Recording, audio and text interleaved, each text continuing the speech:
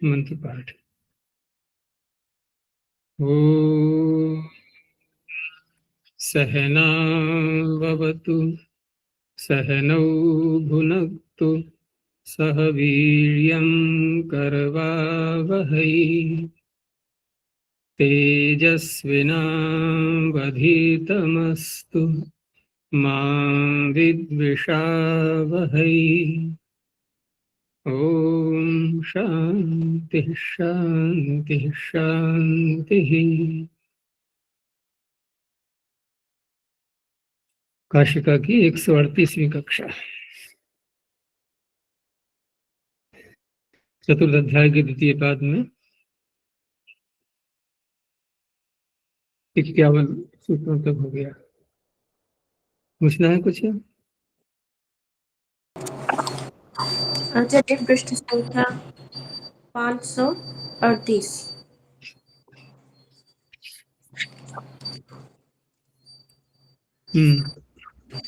इसमें अनुदाता दे रहे, इसमें कापोतम मायूरम में लघावान उसने किए थे, और में वो व्युत्पन्न शब्द है वाणी से, तो उसको लगाए थे। लेकिन कापोतम मायूरम की आवाज कट रही है, आवाज कट रही है, दोबारा बोलना फिर। कापोतम मायूरम भी प्रत्यांत से ही व्युत्पन्न है ना। कापोतम मायूरम में क्या करना है? कपोत मयूर भी तो उणादि प्रत्यय शब्द है, तो व्युत्पन्न ही है ना।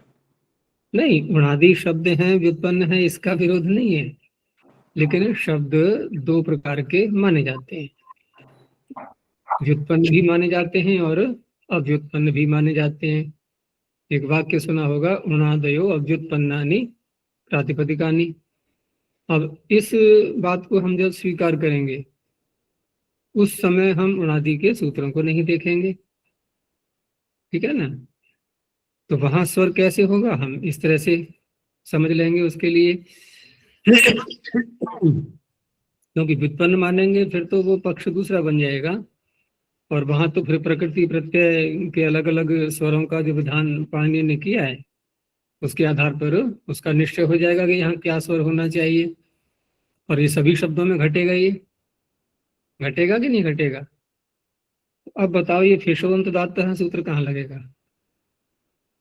इसकी आवश्यकता का अनुभव करो पहले, व्युत्पन्न पक्ष मानते हुए। इसकी आवश्यकता है क्या? नहीं है ना। जब प्रत्येक शब्द व्युत्पन्न है, धातु से बना है, तो धातु का असर अलग है, प्रत्यय का स्वर भी विधान कर दिया गया, तो ये सूत्र करेगा क्या फिर फेशवंत दाता है? तो जहां हम ये विचार नहीं करते कि क्या प्रकृति है क्या प्रत्यय है, वहां ये फिर सूत्र के सूत्रों का सहारा लेते हैं। अब कुछ शब्द तो हैं भी ऐसे कि जिनमें प्रकृति प्रत्यय स्पष्ट नहीं हो पाता, और कुछ में स्पष्ट हो भी जाता है, लेकिन जिनमें स्पष्ट हो जाता है उनमें भी दोनों पक्ष स्वीकार किए गए हैं। ठीक है ना। तो इस तरह से व्युत्पन्न और अव्युत्पन्न, और इसको भी देखो कि अर्थवत धातुर प्रत्यय प्रातिपदिकम। कभी विचार किया कि इस सूत्र की आवश्यकता क्यों है? कि अर्थवान शब्द उनका नाम प्रातिपदिक होता है।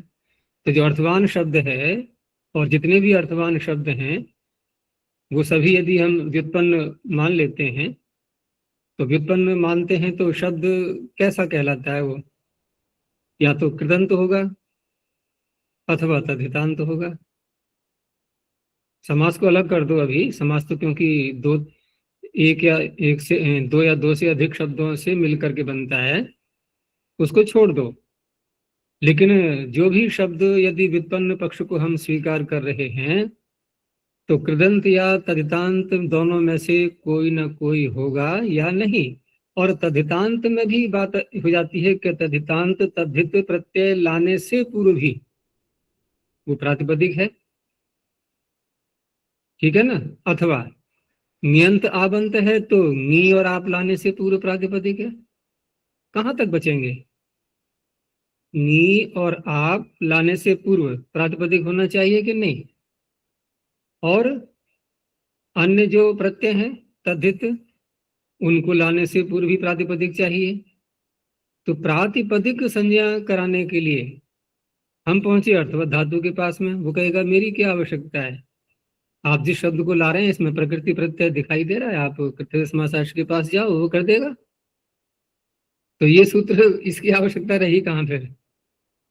तो ये सूत्र यही बता रहा है, ये पाणिनि स्वयं संकेत दे रहे हैं कि अव्युत्पन्न शब्दों का सिद्धांत भी स्वीकार किया गया है।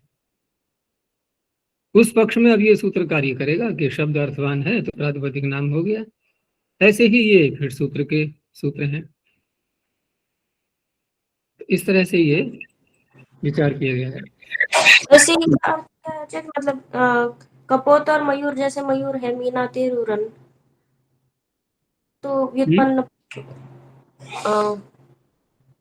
मीना तेरुरन सूत्र से बन जाएगा, व्युत्पन्न है। तो हम लघावंते इसको क्यों लगा रहे हैं? नहीं बन जाएगा, अगर वैसा ही बन रहा है, जो स्वर यहाँ निकल रहा है वैसा ही बन रहा है तो कोई बात ही नहीं, क्योंकि ये तो इसको तो अनुदात आदि चाहिए ना। अगर हम उदन प्रत्यय करेंगे तो नित्यादि नित्यम क्या करेगा फिर? फिर नहीं, नित्यादि नित्यम, नित्यादि नित्यम लगाएंगे ना फिर। उरन प्रत्यय बताया ना, उरन, तो उरन तो नित है ना, तो नित्यादि नित्यम से आयुधात होगा फिर वो। नित्यादि नित्यम से आदिधात होगा, ठीक है ना। और इसको क्या चाहिए? अनुदात आदि। अनुदात आदि को करने के लिए, और शब्द क्योंकि उपलब्ध हो रहा है, मायूरम और तैतिरम आदि ये जो शब्द हैं कापोतम, ये उपलब्ध हो रहे हैं, ठीक है ना। और पाणिनि के समय में स्वर का भी प्रचलन था। उदक्ष विपाशा आदि जो सूत्र है ना, वो संकेत दे रहे हैं कि पाणिनि के समय में स्वरों का भी प्रचलन था, स्वरों का भी लोग उच्चारण करते थे, स्वरों का ज्ञान था। तो कापोतम मायूरम तैतिरम जिस प्रकार के स्वर के रूप में उपलब्ध हो रहे हैं, वह यदि हम व्युत्पन्न पक्ष लेकर के चलते हैं और यदि सिद्ध नहीं हो रहा है तो फिर ये फिर सूत्र लगा करके हम वैसा मानेंगे, क्योंकि हमें बनाना है इसको अनुदात आदि। अब यदि हम अनादि से बनाते हैं मयूर शब्द को तो नहीं बनेगा, क्योंकि नित्य है तो आदात रहेगा वो। इसलिए इन्होंने लगावंते द्वयोश्च बहुवशो गुरु, इस सूत्र के द्वारा इसको मध्योदात्त रखा है।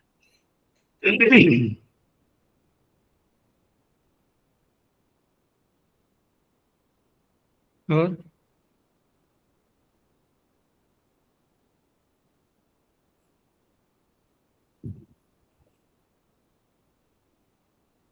ये आ गया था समझ में, ये खंडिका दिव्यश्च।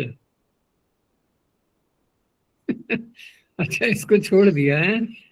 हिम्मत हार गए। कोई ज्यादा कठिन नहीं है, देखो एक बार और समझा देता हूं मैं।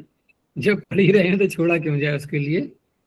वो ठीक है कि वर्तमान में कोई ज्यादा उपयोगिता नहीं दिखाई देती, लेकिन फिर भी अनसुलझा विषय क्यों रखा जाए, जब एक क्रम से हम देख ही रहे हैं। तो कहाँ से नहीं आया था समझ में। देखो इतना तो स्पष्ट हो ही गया है कि सूत्र कर क्या रहा है, आय प्रत्यय कर रहा है खंडिका आदि शब्दों से। और आय प्रत्यय किया था अन्नदाता दे रहे ने भी, तो अन्नदाता दे रहे हैं जब आय प्रत्यय कर रहा है और ये भी आय प्रत्यय कर रहा है, तो ये तो स्पष्ट है कि पूर्व सूत्र से यदि प्राप्त नहीं है तभी इसकी रचना की जाएगी। तो उस अवस्था में कहा कि आद्युदात्तार्थम अचित्तार्थम च वचनम। अनुदात्ता दे रहे से कब प्राप्त नहीं होगा, जब आद्युदात्त रहेगा शब्द। और उधर अचित्तार्थम च वचनम, अचित शब्दों से कौन सा प्रत्यय कहा गया है?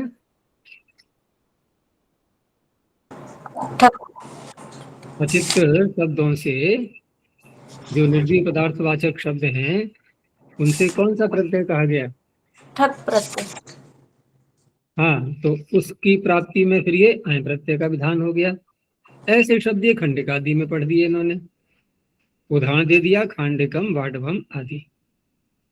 अब यहाँ पर एक शब्द जो आया था गण में, क्षुद्रक मालव, जो कि एक वार्तिक के रूप में था, उसमें गणसूत्र के रूप में क्षुद्रक मालवात सेना संज्ञायाम, ठीक है ना। तो क्षुद्रक मालव शब्द पर विचार चल रहा है, केवल सारा उसी पर है ये आगे का विषय, कि क्षुद्रक मालव शब्दों अत्र पठ्यते, कैसे विग्रह किया उसका, क्योंकि समास के रूप में पढ़ा गया है वो। तो क्षुद्रकाश्च मालवाश्च इति क्षत्रिय द्वंद्व, इसकी फाइल भी निकाल लेते हैं।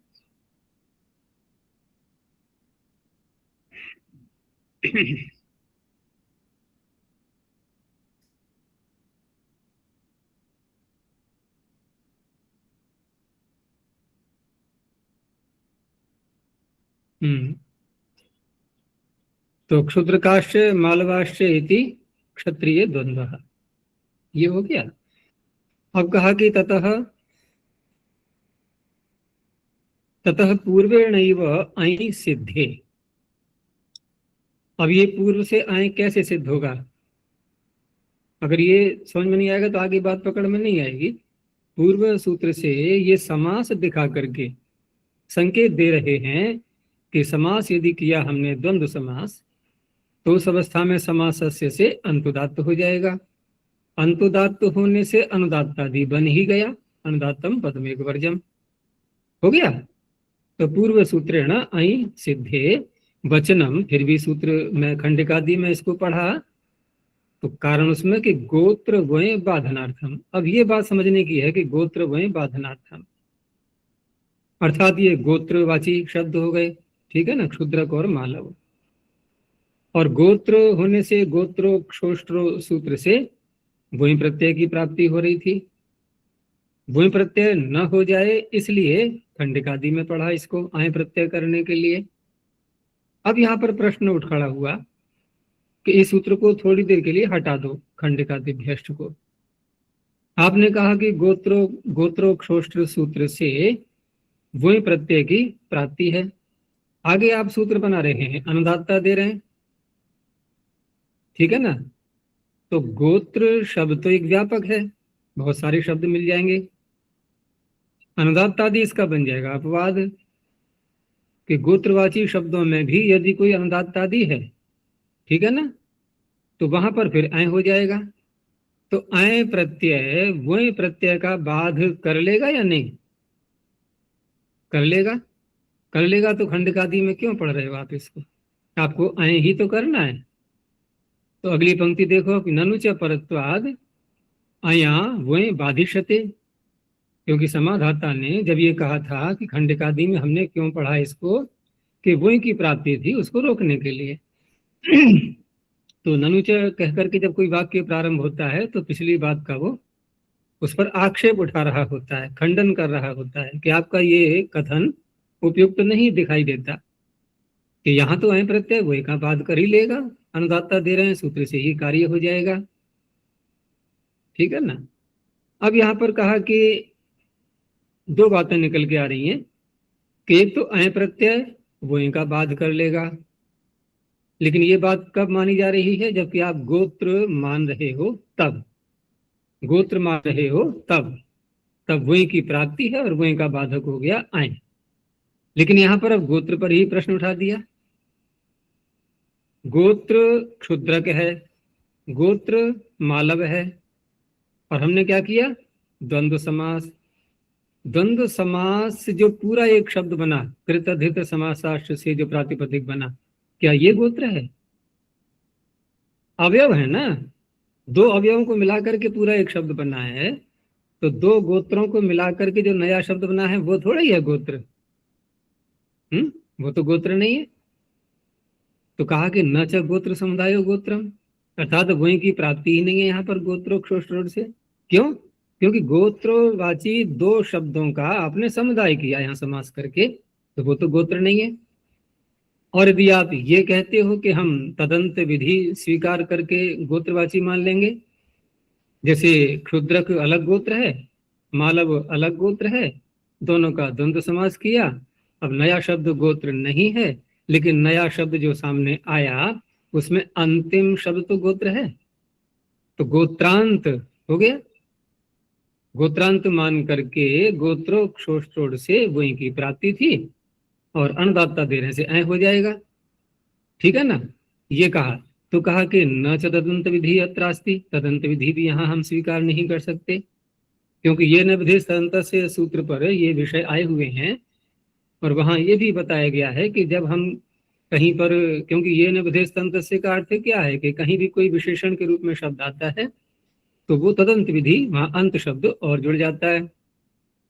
लेकिन साथ में वहां ये भी कह दिया गया है कि समास की प्रक्रिया में, समास करते समय और प्रत्यय विधान जब हो रहा होता है किसी सूत्र से, तो वहां तदंत विधि नहीं होती। आप यहाँ प्रत्यय विधान कर रहे हैं, तदंत विधि भी नहीं होगी। तदंत विधि नहीं होगी तो ये गोत्रांत भी नहीं कह सकते आप, तो वही की प्राप्ति ही नहीं है। अब देखो दोनों बातों से इन्होंने खंडन किया। यदि आप मान भी लो गोत्र है ये, तो वही प्रत्यय का आय प्रत्यय बाध कर देगा। और दूसरा क्या कहा कि हम देख रहे हैं कि ये गोत्र ही नहीं दिखाई दे रहा है, तो वही की प्राप्ति ही नहीं है, आय सरलता से हो जाएगा अनुदाता दे रहे से, अर्थात बाध किया है ये भी कहने की आवश्यकता नहीं रहेगी। यहां तक हुआ स्पष्ट, ठीक है ना। अब यहाँ पर ये निरर्थक हो गया कि नहीं, अब खंडिकादि में पढ़ना इसका, खंडिकादि में पढ़ना निरर्थक हो गया। गोत्र मान ले तब भी बाध हो जाएगा, नहीं मानते हैं तो फिर निर्बाध आय प्रत्यय हो जाएगा। दोनों तरह से आय ही होना है, खंडिकादि के बिना अनुदाते दे रहे से आय हो जाएगा। तो निरर्थक होकर के अब ज्ञापन की ओर चलेंगे कि एवं तरही एत ज्ञापयति। अब ज्ञापन से क्या बातें निकल रही हैं कि वही पूर्व विप्रतिषेध। ये वाक्य क्या कह रहा है कि यदि हम गोत्र मानते हैं, ये उस पक्ष को लेकर के समाधान है, ठीक है ना। गोत्र मानते हुए कि गोत्र यदि मानते हैं हम तो वही की प्राप्ति हो रही थी, और आपका कहना ठीक है कि आय प्रत्यय क्योंकि परे आ रहा है ये बात कर लेगा उसका। लेकिन क्योंकि यहाँ पढ़ना निरर्थक हो रहा है खंडिकादि में, तो खंडिकादि में पढ़ करके आचार्य ये बताना चाह रहे हैं कि यहाँ वही प्रत्यय पूर्व विप्रतिषेध से प्राप्त हो रहा है। हम प्रायः क्या करते हैं, पर विप्रतिषेध, विप्रतिषेधे परम कार्यम। यदि पूर्व कहीं दिखाना होता है ना तो वो कहना पड़ता है अलग से, नहीं तो सामान्यतया कहाँ बुद्धि पहुंचेगी हमारी, विप्रतिषेधे परम कार्य, पर का ही तो कार्य होता है। और विप्रतिषेध इसलिए है क्योंकि तुल्य बल है दोनों का, वो अलग चरितार्थ है ये अलग चरितार्थ है। भाई वो वहां चरितार्थ है जो अनुदातादि नहीं है, ठीक है ना, और ये वहां चरितार्थ है जो गोत्रवाची नहीं है, अनुदातादि है। जैसे कापोत मायूर आदि में हमने कर दिया चरितार्थ, इसको अनुदाता दे रहे हैं। अब इसमें क्षुद्रक मालों में दोनों प्राप्त होने लगे गोत्र मानने पर, गोत्रोक्षोष्टोर भी प्राप्त हो रहा है और अन्नदाता दे रही प्राप्त हो रहा है, तो विप्रतिषेध है परम कार्य। लेकिन ऐसा करते हैं तो सूत्र निरर्थक हो रहा है खंडिकादि। अब ये सारी बातें समय लगता है ना अधिक, तो मैंने कहा चलो ठीक है थोड़ा संक्षेप में तुम लोग बता देते हैं, शंका होगी तो बाद में देख लेंगे, ठीक है ना। कोई सूत्र संख्या भी तो बढ़ानी होती है ना कक्षा में, तो एक ही सूत्र में अटक जाते हैं फिर लेकिन बात वही रही, फिर भी समय तो लग ही रहा है। लेकिन दोबारा जब चर्चाएं होती हैं थोड़ा और अधिक विस्तार से हो जाती हैं, इसलिए भी कभी कभी पढ़ाते समय आचार्य लोग क्या करते हैं, विषय को संक्षिप्त कर देते हैं।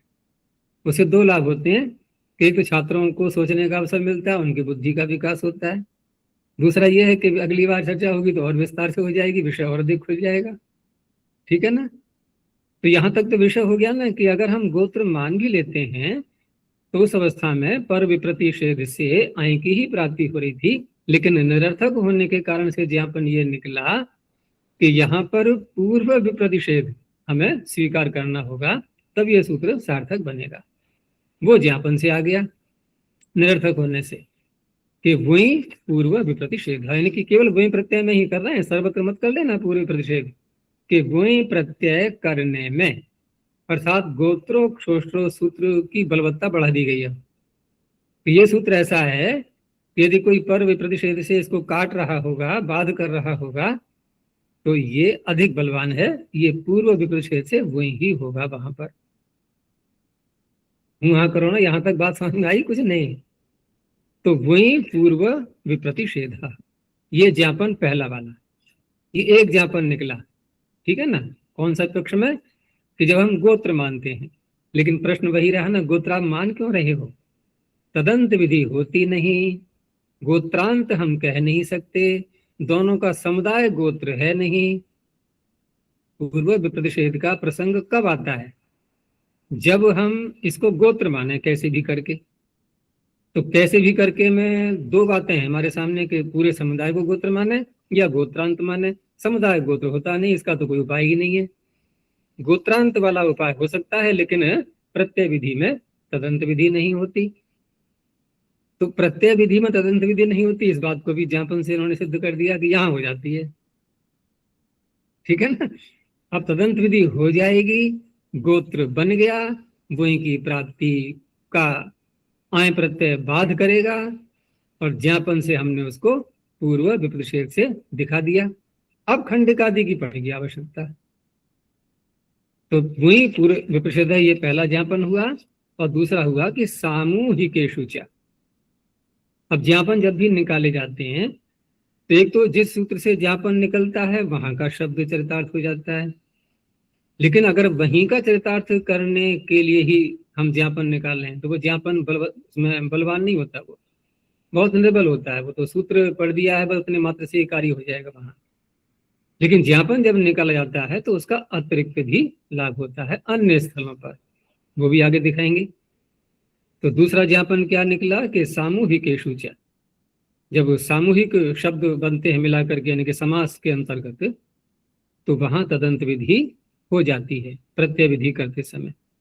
ठीक है ना? तो तदंत विधि मान करके गोत्र माना गया, ये गोत्रांत, और वही की प्राप्ति को आय रोक रहा था, लेकिन पूर्व विप्रतिषेध से वही की प्राप्ति दिखाई, और उसको रोकने के लिए फिर खंडिकादिभ्यश्च सूत्र सामने आ गया। अब उसका अन्यत्र दिखा रहे हैं प्रयोजन कि औपगवकम कापटवकम। अब यहाँ पर औपगवकम, तो औपगव शब्द है ये। तो औपगव शब्द कैसा है? अंतोदात्त, अनुदात्त आदि हो गया, नहीं हुआ? अनुदात्त आदि हो गया। तो अनुदात्त आदि होने से अब यहाँ गोत्र होने से गोत्रोक्षोष प्राप्त हो रहा है, अनुदात्त आदि होने से अनुदात्ता दे रहे हैं, उसका बाध करेगा। लेकिन अभी ज्ञापन क्या निकाला था, बोलो? कि सामूहिक अर्थ तस्य समूह है। नहीं नहीं नहीं नहीं, इसीलिए मैंने प्रश्न किया था, गलत दिशा में चले गए। पूर्व प्रतिषेध से गोत्र वही बलवान इतना ही है। बोलना है, इतना ही बोलना है बस। सामूहिक कहाँ है यहाँ? अर्थात यहाँ वही की प्राप्ति को आय प्रत्यय बाध रहा है। गोत्र होने से वही की प्राप्ति हो रही है, अनुदाता आदि होने से आय की प्राप्ति हो रही है। पर कौन है? अनुदाता दे रहे हैं। लेकिन ज्ञापन क्या निकाला कि वही प्रत्यय करने में पर सूत्र बलवान नहीं होगा, वही ही बलवान होगा। तो वही बलवान होगा। देखो, औपगवकम कापटवकम वही हो गया, इति वही भवती, पहली बात। अब जो दूसरी बात कही थी कि सामूहिकेषु वाला, उसका भी दिखाएंगे ना अन्य प्रयोजन, कि सामूहिकों में तदंत विधि हो जाती है। तो वन हस्ती और गोधेनु, ये समास करके बने शब्द दोनों। अब समास का बना हुआ शब्द, ठीक है ना, समास का बना हुआ शब्द वन हस्ती और गोधेनु, इसमें वन और हस्ती। अब इसको देखो, इसमें अचित्त, वो चित्त वाला कौन है? हस्ती। वन तो नहीं है, ठीक है ना, वन तो नहीं है इसमें।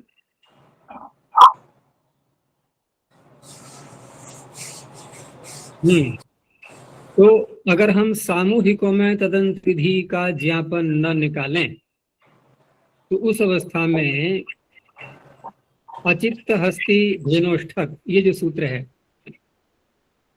अचित्त हस्ति धेनोष्ठक, तो ये सूत्र क्या करेगा यहाँ पर? ये वन हस्ति, या देखो एक तो वहां धेनु शब्द आ रहा है, अचित्त हस्ति धेनु, धेनु को अलग कर देना, और एक शब्द है अचित्त। तो अचित्त में तो घटाओ इसको वन हस्ति को, और धेनु शब्द जो पढ़ा है सूत्र में उसके लिए आ जाएगा गोधेनु शब्द। ठीक है ना? तो पहले अचित्त हस्ति धेनुष्ठक का अर्थ बताओ। अचित प्रातिपदिक जो अचित्य पदार्थों के जो वाचक शब्द हैं उनसे ठक प्रत्यय होता है समूह अर्थ में, और धेनु शब्द से ठक प्रत्यय होता है समूह अर्थ में। यही तो अर्थ हुआ, यही तो अर्थ हुआ। तो पहले गौ धेनु को समझ लो कि गो का धेनु का हमने समास किया, और समास करके हम समूह अर्थ ले रहे हैं। तो समास करके जो सामूहिक शब्द बना गोधेनु, ये धेनु है क्या? ये तो गोधेनु है ना। और अगर तदंत विधि मान लें तो हो गया धेनु, ठीक है ना। धेनवंत, धेनवंत हमने स्वीकार कर लिया, और अचित हस्ती धेनुष्ठक से ठक कर लिया। तो अगर ये ज्ञापन न निकलता तो यहाँ ठक प्रत्यय हो जाता? नहीं होता।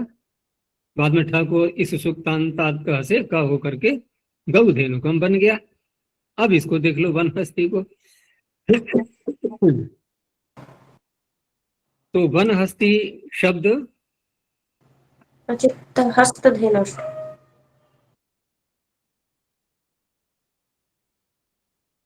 नहीं, ये केवल धेनु हस्ती के लिए आएगा बस। ये सूत्र केवल इसमें गौ धेनुकम में ही लगेगा, अचित हस्ती धेनुष्ठ। और रही बात कि वान हस्तिकम में, तो यहाँ पर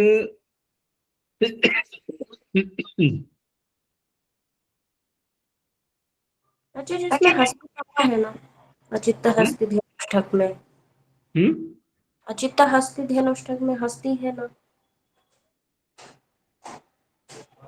अच्छा हाँ, दोनों पढ़े हैं, ठीक है। वो अचित शब्द से नहीं लेंगे इसको। तो हस्ती शब्द भी ऐसे ही वहां पर भी हम देखेंगे कि हस्ती शब्द जो है वो अंत में आ रहा है। पूरा वन हस्ती शब्द हस्ती नहीं है। जैसे वहां पर पूरा गोधेनु शब्द धेनु नहीं था, तो तदंत विधि मानते हुए हस्त्यंत शब्द से यहां भी ठक हो गया। तो इस तरह से दोनों ज्ञापनों के भिन्न भिन्न प्रयोजन भी दिखा दिए इन्होंने अतिरिक्त। तो ये सारी बात जब हुई तब ये सूत्र खंडिका दिभ्यष्ट सार्थक हुआ। और बाद में फिर वो जो सेना संज्ञायाम वाला, अब क्योंकि एक चीज और भी होती है कि जो गण सूत्र इन्होंने दिया है, तो गण सूत्र के द्वारा भी ये कुछ बातें निकालना चाह रहे हैं। जैसे आगे इन्होंने लिखा है ना कि गण सूत्र तो है पूरा क्षुद्र मालवाद सेना संज्ञायाम। इसके यदि हम टुकड़े कर दें गण सूत्र के, जैसे कि सूत्रों का योग भाग करते हैं, तो गण सूत्र का भी इन्होंने योग भाग करके दिखाया कि क्षुद्रक मालवाद इति एतावता योग विभागे ना, ठीक है ना। इसको अलग कर दो। पूर्व विप्रतिषेध, इससे तो पूर्व प्रतिषेध और तदंत विधि दोनों। पूर्व विप्रतिषेध जो आपने ज्ञापन से निकाला, अर्थात ये ज्ञापन न करके इस गण सूत्र से ही ज्ञापन निकाल रहे हैं दोनों प्रकार के ये। तो योग विभाग जब किया गया तो क्षुद्रक मालवाद इतने मात्र से पूर्व विप्रतिषेध भी और तदंत विधिश्च ज्ञापितः, ये ज्ञापन इसी से निकाल दिया इन्होंने। क्योंकि इसके पढ़ने की गण सूत्र की सार्थकता तभी सिद्ध होगी जब हम पूर्व विप्रतिषेध से वहीं की प्राप्ति दिखाएंगे, ठीक है ना। और तदंत विधि भी मानेंगे, तभी तो गोत्र माना जाएगा ये, तब वहीं की प्राप्ति होगी। और सेना संज्ञायाम कर देंगे अलग। सेना संज्ञायाम को बोल करके फिर आगे वो नियमार्थ उतना भाग हो जाएगा कि क्षुद्रक मालव का समूह जब कहा जाएगा तो वो समूह मात्र केवल समूह ही नहीं है कि इकट्ठे हो गए क्षुद्रक मालव और उनको हम कहने लगे, नहीं। ये सेना के रूप में जब इकट्ठे होंगे, अर्थात जो इकट्ठे होकर के सेना बनेगी इनकी, ठीक है ना। सेना का जब ये नाम होगा, सेना की संज्ञा बनेगी, तब ये प्रत्यय अय प्रत्यय होगा, वो नियमार्थ हो जाएगा। तो क्षुद्रक मालवाद सेना संज्ञायाम एव अय भवति, तो शब्द बन जाएगा क्षुद्रक मालवी सेना। अब यदि सेना नहीं है, यूं ही इकट्ठे हो गए क्षुद्रक मालव, उस समूह का नाम होगा केवल क्षुद्रक मालवकम। यहां पर अय प्रत्यय नहीं होगा फिर। ये तात्पर्य, यही बात फिर आगे श्लोक में कही गई थी। आचार्य, ये तदंत विधि केवल इसी प्रकरण में ही ये ज्ञापक लागू होगा कि सर्वत्र? इसी में बस यही की बात हो रही है। पीछे कह भी दिया था वो भूमि प्रत्यय, नहीं वो तो हो जाएगा लागू, जो तदंतिक दी वाला जो है, ये बात पूर्व विपरिच्छेद की जो थी ना, ये तो भूमि प्रत्यय के साथ ही लगानी है। लेकिन प्रत्यय विधि में यहाँ पर तदंत विधि हो जाती है, इसको हम अन्य स्थानों पर भी लगाएंगे, तभी तो ये बान हस्तिकम गौ धेनुकम बन पाए, ये तभी बन पाए थे, क्योंकि वहां तो ठग की प्राप्ति दिखाई गई ना, वहां वही थोड़ी है। तो दित्यादित्य वहां भी प्रत्युत्तर, वहां उत्तर, ये पद वहां क्यों पड़ा था? वो एक अलग विषय है वहां पर। प्रत्युत्तर पत्यंत, यहाँ यहाँ जो बात चल रही है ना, इसमें थोड़ा हमें प्रसंग के अनुसार भी रहना है। यहाँ जो प्रकरण चल रहा है वो समूह अर्थ का चल रहा है, ठीक है ना। तो समूह अर्थ में ही इसको घटाएंगे, और वैसा ही इन्होंने उदाहरण भी दिया था, ये इसका हंस हस्ती का और धेनु वाला, ये समूह अर्थ वाला ही उदाहरण है ये, ठीक है ना। इससे बाहर नहीं जाना है, इसी के अंतर्गत। चलो अब देखते हैं आगे। तो हम आगे देख रहे थे, ये 51 सूत्र हो गए, 52वां सूत्र विषयो देशे। तो अर्थ बदल गया था यहाँ पर, समूह इति निवृत्तम, इसकी तो समाप्त हो गई थी अनुवृत्ति।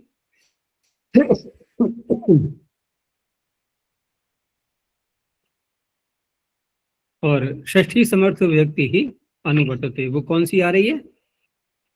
षष्ठी समर्थ कौन सी आ रही है? तस्य, ठीक है ना, समूह वाले सूत्र से तस्य की अनुवृत्ति चली आ रही है। तो तस्येति षष्ठी समर्थात विषयः इत्येतस्मिन् अर्थे यथाविहितं प्रत्ययो भवति। और विषय शब्द के अनेक अर्थ होते हैं, तो यहाँ पर इनको देश अर्थ में लेना है, इसलिए सूत्र में कह भी दिया गया है।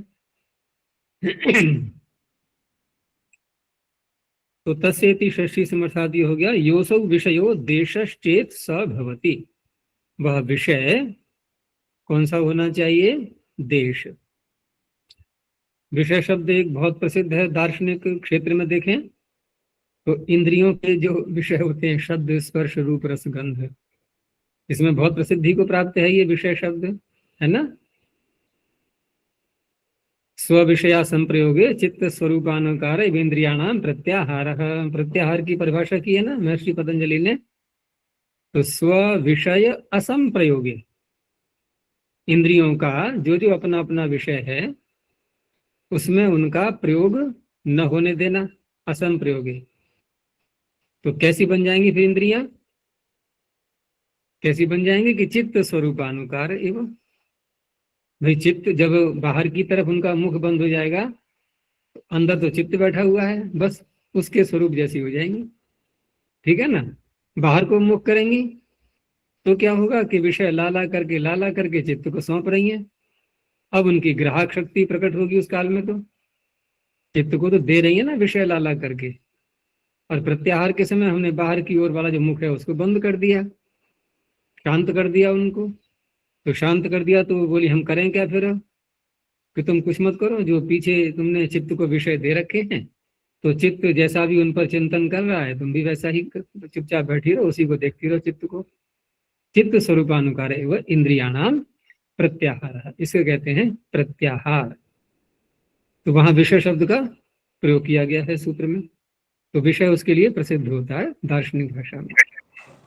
अच्छा जी, वो चित्त को कैसे देखेंगे इंद्रियां? चित्त को इंद्रियां कैसे रखेंगी? देखेंगे।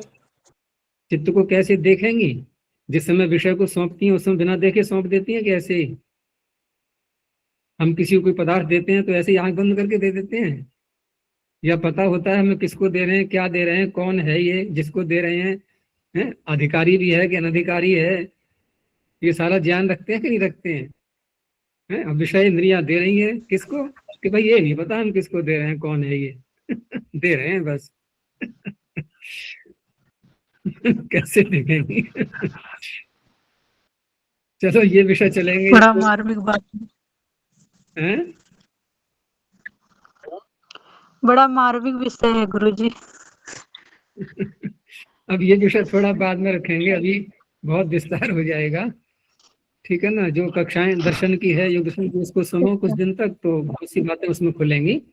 और बाद में फिर ये जब नहीं विषय प्रारंभ होगा तो और अधिक समझ में नहीं, आएगा। जो इसमें नहीं आया है ना उसके लिए तो लगेगा कि पता नहीं क्या, लेकिन जिसके जीवन में मतलब हाँ, आ तो गया तो वो तो पता अपरिचित लग ही विषय जाए। अगर किसी को है, किसी को यदि अपरिचित विषय है तो वो तो फिर अपरिचित ही लगेगा। ठीक है ना, पूर्व जन्म के संस्कारों को उभारो थोड़ा सा, देखो और परिचित लगने लगेगा। क्योंकि हम अनंत बार मुक्त हुए हैं।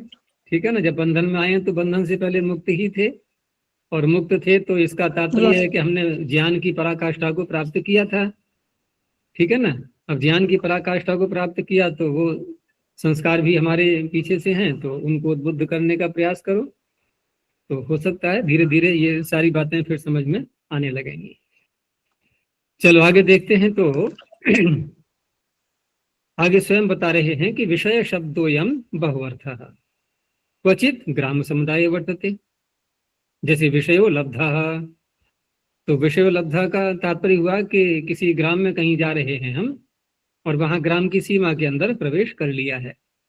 ठीक है ना, तो सीमा के अंदर प्रवेश करते ही जो पूरा एक ग्राम का समुदाय है, तो हमने कह दिया कि विषय हमें प्राप्त हो गया। हमारा ग्राम थोड़ा दूर है अभी, लेकिन हम ग्राम की सीमा के अंदर जा चुके, तो वहां भी विषय का प्रयोग होता है, विषयो लब्धः।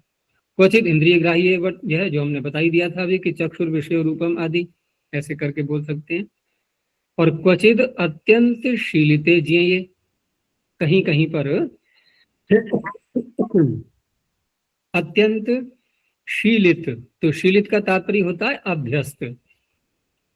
वैसे धातु शील समाधु है ना, तो अभ्यस्त जिसका हमें अभ्यास अधिक हो गया होता है।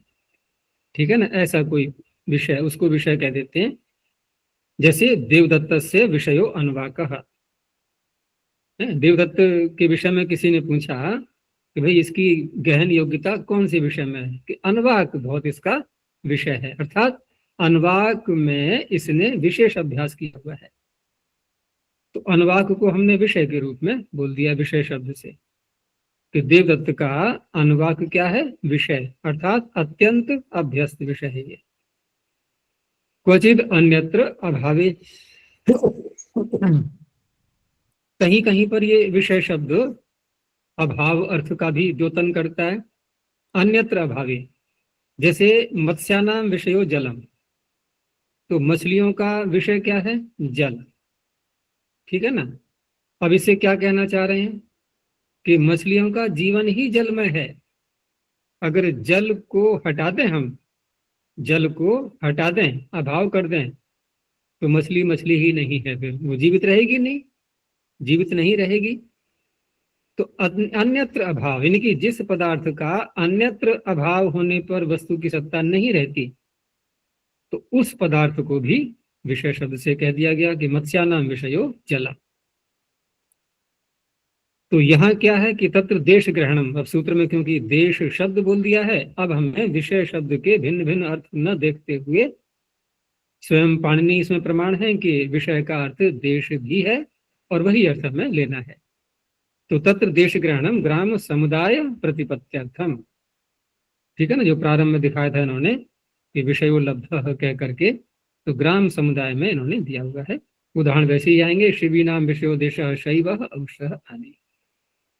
देश इति किम, अब देश यदि अर्थ नहीं है विषय का, जैसे कि पीछे उदाहरण दिया था ना कि अत्यंत शीलित अर्थ में, तो देवदत्त से विषय अनुवाक है, यहाँ ये सूत्र प्रत्यय नहीं करेगा। अब इसके अपवाद सूत्र, बस यही शैली चलती रहेगी। अब एक मुख्य सूत्र आएगा, फिर उसके अपवाद आएंगे, या फिर अपवाद के अपवाद आएंगे, जिसको ये कौन से शब्द से कहते हैं, बाधक बाधन। आगे राजन्यादिभ्यो वहीं, तो राजन्यादिभ्य शब्देभ्यो वहीं प्रत्ययो भवति विषयोदेशे इत्येतस्मिन् अर्थे। तो अण का अपवाद हो ही गया, ये विषयोदेशे से अण की प्राप्ति है, इसने वहीं प्रत्यय कर दिया। तो राजन्यानाम विषयोदेशः राजन्यकः, दैवयानकः देवयान शब्द से, और आकृतिगण स्वयं, इसको आकृतिगण भी माना गया। तो अन्य शब्द जो भी इस प्रकार के हैं वो इसी के अंतर्गत आ जाएंगे, वही प्रत्यांत। तो मालवानाम विषयोदेशः, मालवकः वैराटकः त्रयीगर्तकः।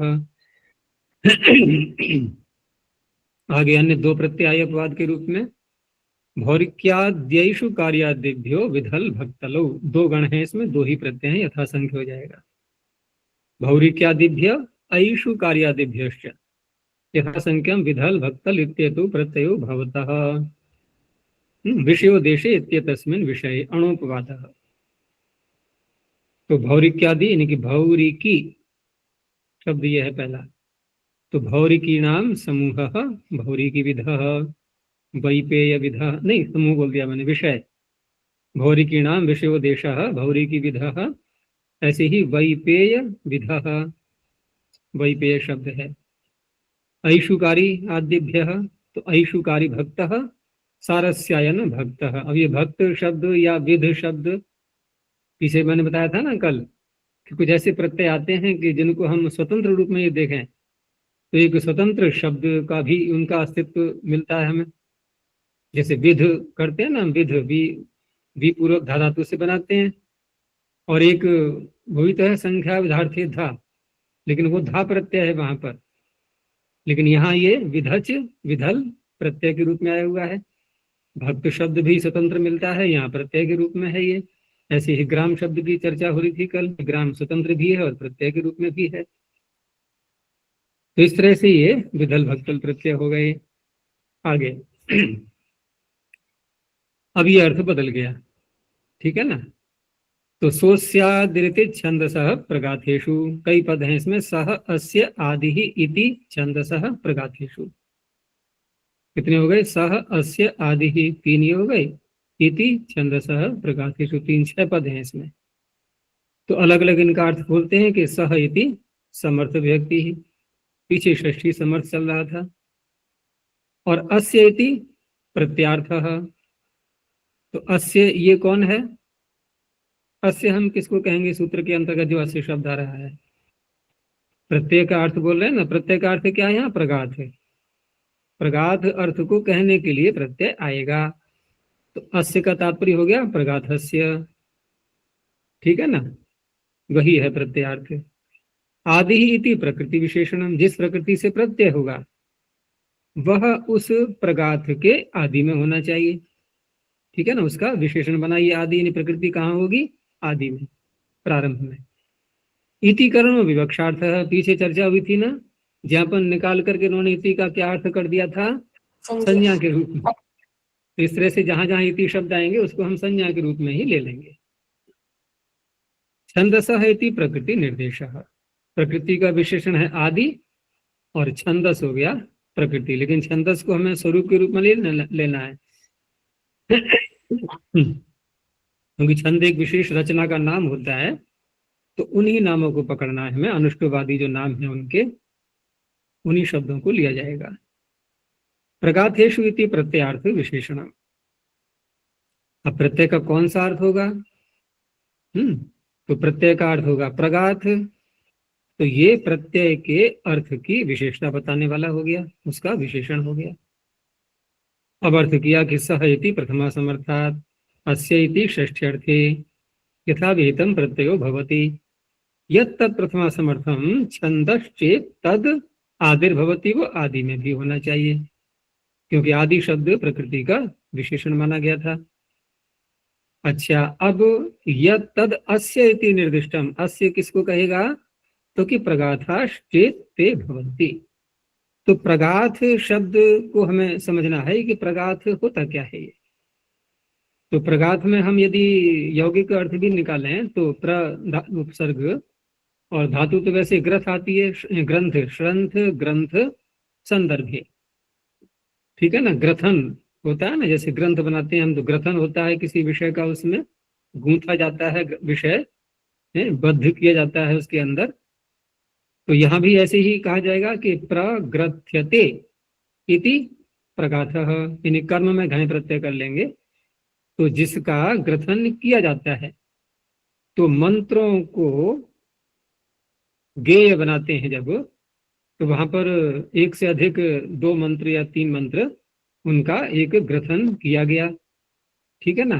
तो वो जो ग्रथन करके जो समूह बना मंत्रों का, उसे कहा जाता है प्रगाथ है। अब शब्द में अन्य परिवर्तन क्या होंगे, तो प्रशोदर आदि से हम यहाँ पर परिवर्तन कर सकते हैं, करना चाहें तो। जैसे ग्रथ में से रेप को भी हटा दिया हमने, और नकार को भी हटा दिया, ग्रंथ। तो रेफ और नकार को हम प्रशोदरादीन यथोपदिष्टम से स्वीकार कर सकते हैं। इस तरह से बन जाएगा ये, ठीक है ना। तो इस तरह से यहाँ जो प्रगाथ शब्द है, यानी कि जो अन्य अन्य अलग अलग जो छंद हैं, तो उनमें 2 या 3 ऋचाओं को इकट्ठा करके प्रगाथ शब्द से उनको कहा जाता है। जब 2 ऋचाएं होती हैं तब भी उनको 3 ही बनाना है हमें, क्योंकि ये सिद्धांत है कि जब गायन होता है शाम का, तो वहां त्रिच पर ही गायन होता है। त्रिच माने 3 ऋचाएं।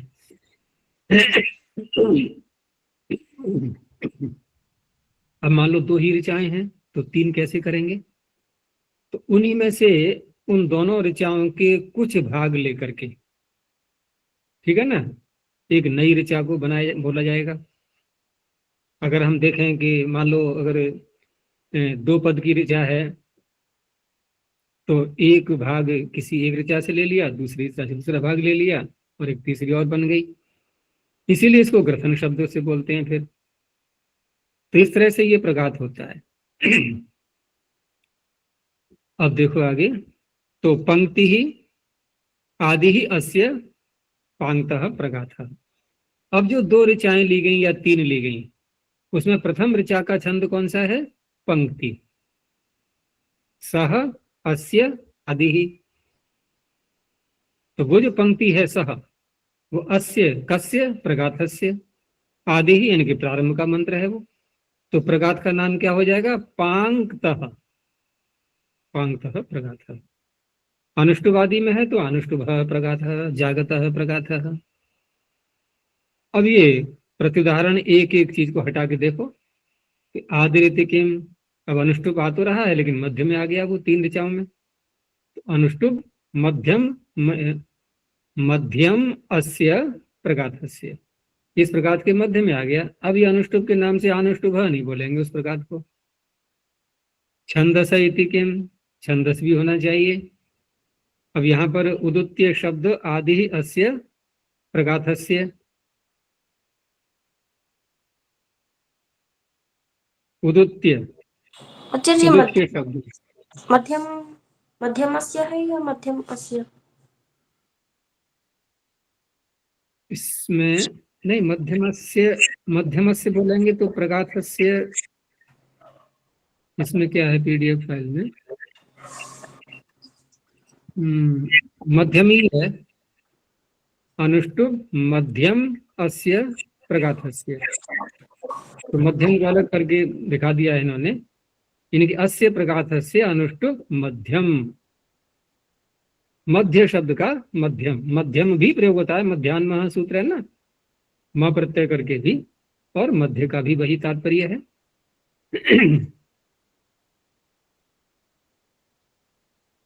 तो आगे जिन्होंने कहा कि छंदस इति किम, क्योंकि छंदस प्रकृति के निर्देश के लिए कहा गया था, प्रकृति का निर्देशक था ये छंदस शब्द, कि छंद में होना चाहिए। तो उदुत्य शब्द आदि ही अस्य प्रगाथस्य, अभी उदुत्य किसी छंद का तो नाम है नहीं, ठीक है ना। किसी प्रगाथ का प्रथम मंत्र और प्रथम मंत्र का आदि शब्द उदुत्य, इस नाम से थोड़ी होगा, छंद के नाम से नाम होगा।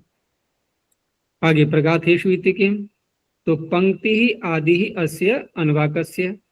अब ये अनुवाक का प्रथम मंत्र पंक्ति छंद का है, प्रगाथ का नहीं है।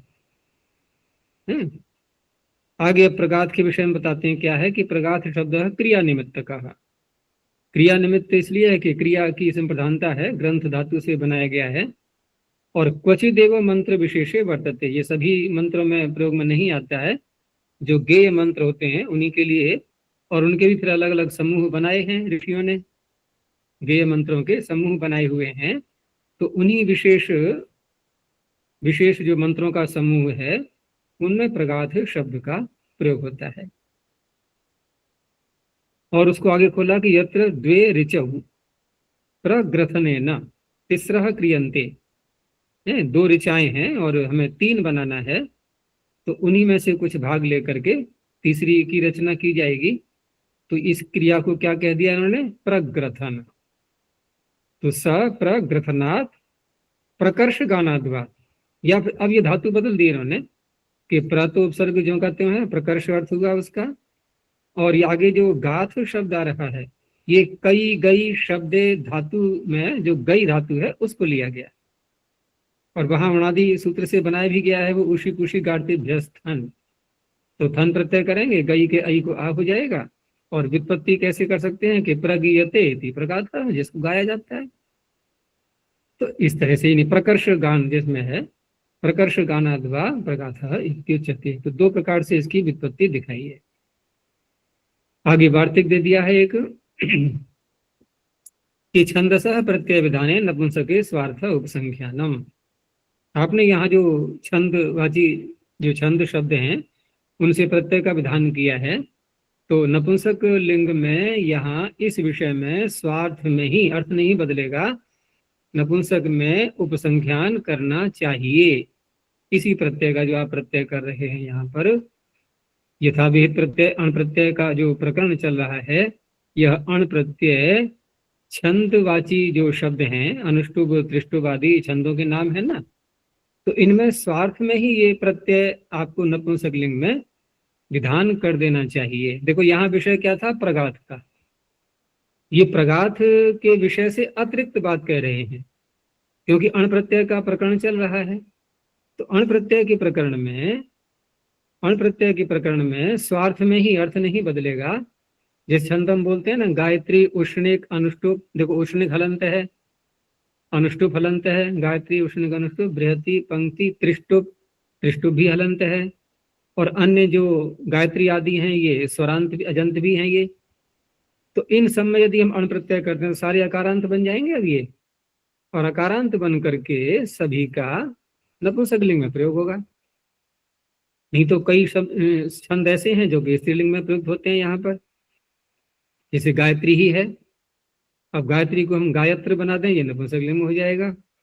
जैसे त्रिष्टुप है ये भी स्त्रीलिंग में आएगा, इयम त्रिष्टुप, इयम अनुष्टुप, ठीक है ना। और यहाँ पर त्रिष्टुभ एव त्रैष्टुभम, जगति एव जागतम। तो वार्तिक हमें देख करके ये अर्थ नहीं ले लेना है कि इस सूत्र पर आया है तो प्रगाथ अर्थ में ही अपनी बात कह रहा है, ये स्वार्थ में कह रहा है। और साथ में उसने लिंग का भी बता दिया कि नपुंसक लिंग में ये शब्द प्रयोग में आते हैं। आगे अर्थ फिर बदल गया। अब ये एक ही सूत्र था इस अर्थ को कहने के लिए कि संग्रामे प्रयोजन योद्धृभ्य। अब पीछे से हमें कुछ शब्द लेने हैं, तो सोस्य पीछे से आ गया, तो सोस्य इति समर्थ व्यक्ति ही, और प्रत्यार्थश्च अनुवर्तते। प्रत्यय का अर्थ क्या था? प्रत्यार्थ यहाँ क्या लेंगे हम? प्रत्यार्थ शब्द को बताने का शब्द, प्रत्यय का अर्थ जो है उसकी अनुवृत्ति ले रहे हैं यहाँ पर। पीछे क्या था? प्रगाथ को कहने के लिए था, लेकिन यहाँ पर क्योंकि इन्होंने संग्राम शब्द को अलग से बोल दिया है अब, ठीक है ना, लेकिन संग्राम शब्द को कहने वाला शब्द, ठीक है ना, वो तो पीछे से आ ही रहा है, तो उसको वहां से ले लिया। तो प्रथमा समर्थ विशेषणम प्रयोजनम योद्धारश्च। अब प्रथमा जो सह शब्द है अनुवृत्ति के रूप में आया हुआ, तो ये किसको कहेगा? यानी कि सह अस्य, तो सह कौन है? ये सह कौन होंगे? योद्धा अथवा प्रयोजन। प्रयोजन और योद्धा 2 शब्द हैं सूत्र में, प्रयोजन योद्धृभ्य। तो प्रत्यार्थ विशेषणम संग्राम। अब प्रत्यय किस अर्थ में आएगा? प्रत्यय आएगा संग्राम अर्थ में, यानी कि युद्ध, झगड़ा, कलह है। तो प्रयोजनवाचिभ्य योद्धिवाचिभ्यश्च शब्देभ्य प्रथमा समर्थेभ्य अस्य इति षष्ठ्यर्थे संग्रामे अभिधेये यथाविहितं प्रत्ययो भवति। जैसे कहीं पर कोई झगड़ा उत्पन्न हो गया, लोगों ने जानकारी इकट्ठी की कि झगड़ा क्यों हो रहा है। होता ही है कौतूहल, कहीं झगड़ा हो जाए तो भीड़ इकट्ठी हो जाती है, पता जानना था भाई क्या हुआ क्या हुआ क्या हुआ। तो पता लगा कोई भद्रा नाम की महिला है और उसको प्राप्त करने के लिए और युद्ध खड़ा हो गया। तो उस युद्ध का, उस संग्राम का प्रयोजन क्या हुआ? भद्रा। ठीक है ना, तो भद्रा प्रयोजनम अस्य संग्रामस्य, तो संग्राम का ही नाम हो गया भाद्रः। सुभद्रा से सौभद्रः, गौरी मित्रः। आगे फिर योद्धाओं को लिया गया है। अब तो अहिमाला, अहिमाला नाम के योद्धा, युद्ध करने वाले लोग, अहिमाला योद्धारः अस्य संग्रामस्य, उस पूरे संग्राम का नाम हो गया आहिमालः। वो संग्राम क्यों हो रहा है वो एक अलग बात रही, पीछे तो संग्राम का प्रयोजन भी दिखा दिया गया था। यहाँ केवल योद्धाओं को लेते हुए और संग्राम का विशेषण बनेगा ये। तो स्यांदनाश्वः, देखो भरत शब्द आ गया, भारतः, भारत बोलते हैं ना हम, तो भारत का विग्रह कैसे करेंगे? भारताः योद्धारः अस्य संग्रामस्य। तो भरताः योद्धारः में ये भरत कौन माने जाएंगे? भरत, भरताः योद्धारः में भरत कौन माने जाएंगे? कौरव और पांडव, ये भरत हो गए। तो कौरव पांडव जहां पर योद्धा हैं जिस संग्राम के, उसका नाम हुआ भारत। और हम लोग क्या बोल देते हैं? महाभारत, कि महाभारत हुआ था। महाभारत नहीं हुआ था, भारत हुआ था। युद्ध का नाम क्या था? भारत। वास्तव में यही नाम है, महाभारत नहीं है। इसलिए महाभारत शब्द युद्ध के लिए अगर बोल रहे हैं हम, तो वो सूत्र की दृष्टि से यहाँ पर शुद्ध नहीं माना जाएगा, क्योंकि महाशब्द तो अलग से बनाया गया ना ये। ऐसे ही फिर उन भरतों को, अर्थात कौरव और पांडवों को अधिकृत करके एक ग्रंथ भी लिखा गया। अधिकृत्य कृत्य ग्रंथे सूत्र है ना, अधिकृत्य कृत्य ग्रंथे। तो ग्रंथ का नाम भी क्या बनेगा फिर? भरतान अधिकृत्य कृतो ग्रंथः। तो क्या बोलेंगे उसको? वो भी भारत हुआ, वो भी तो भारत ही हुआ ना। उस ग्रंथ का नाम भी भारत हुआ, अधिकृत्य कृत्य ग्रंथे से बनाएंगे तो उस ग्रंथ का नाम भी भारत हुआ। अब बाद में क्योंकि उसका आकार बड़ा हो गया है, ठीक है ना, बृहद आकार हो गया है, तब उसका फिर महाभारत शब्द उसका प्रयोग होने लगा था ग्रंथ के रूप में। युद्ध का नाम नहीं, ग्रंथ का भी नाम महाभारत था, लेकिन वास्तव में देखें तो दोनों ही स्थलों पर ये भारत शब्द ही था पहले।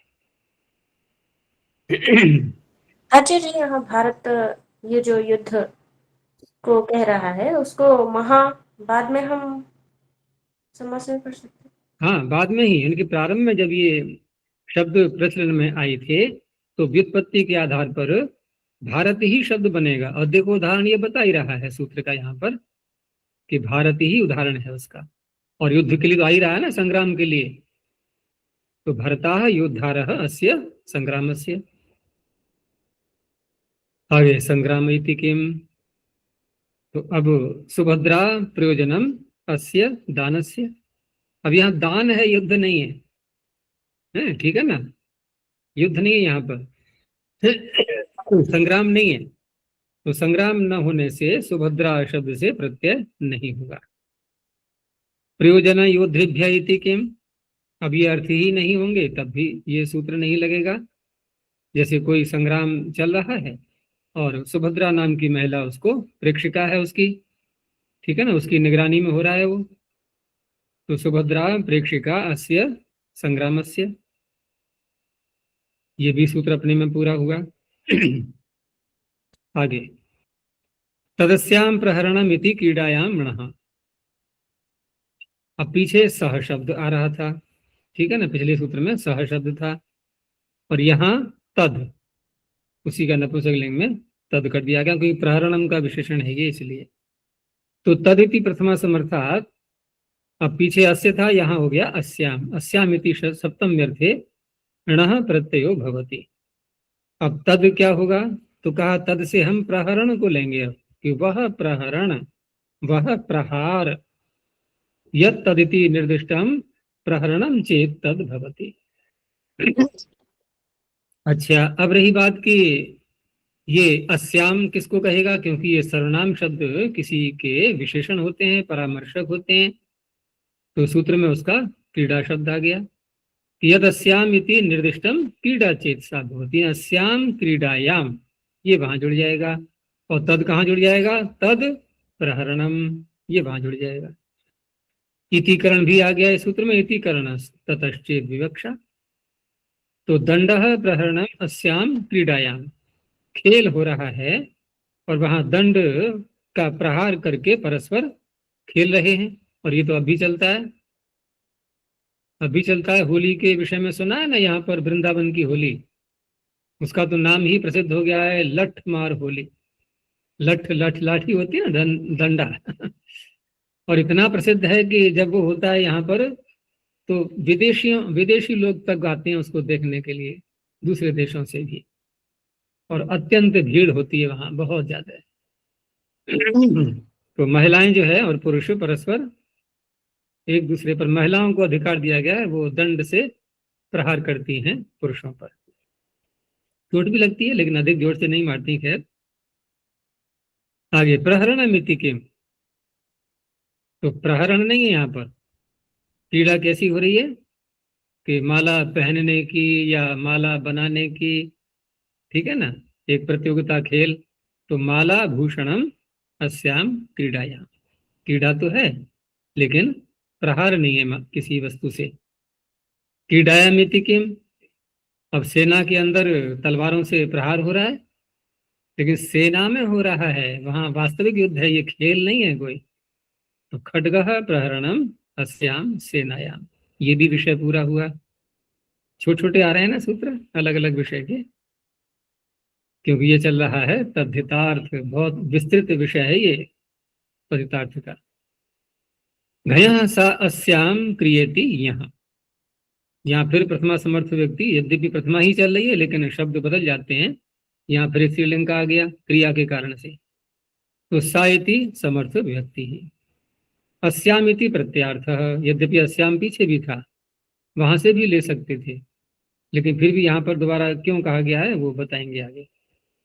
कि अस्याम इति प्रत्यार्थ स्त्रीलिंग, स्त्रीलिंग शब्द है अस्याम, और क्रिया इति प्रकृत्यर्थ विशेषणम, जिस प्रकृति से प्रत्यय करना है उसका विशेषण है ये क्रिया शब्द।